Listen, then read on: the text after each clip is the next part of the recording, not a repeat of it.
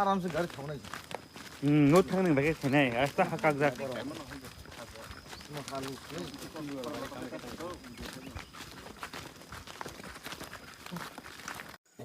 Today I came here in Koirampara. This is the new road construction that has been constructing since 2021. No sign of completion. Many times I have visited. This is my third time here, and I have pressurized to the concerned department also, and to the agency also.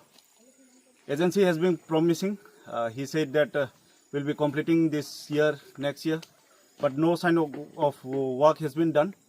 And as a sitting MLA, I say, if agency keep on doing all this to tribal areas, then if the agitation arises in this area or any part of the constituency in 48 Karamsara, I will not be liable for that.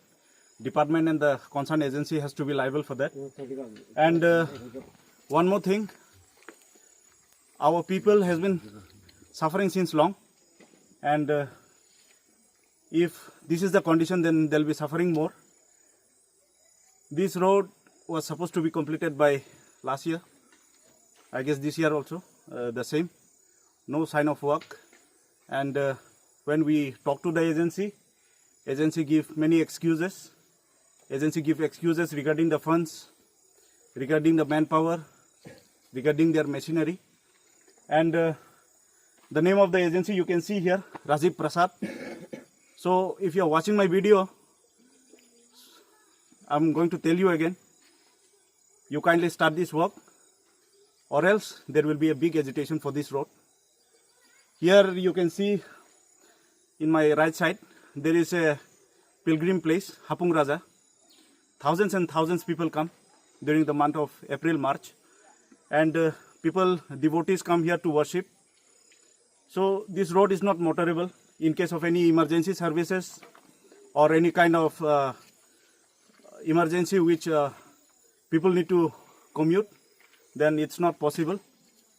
There are hundreds and hundreds of families here. There is one school.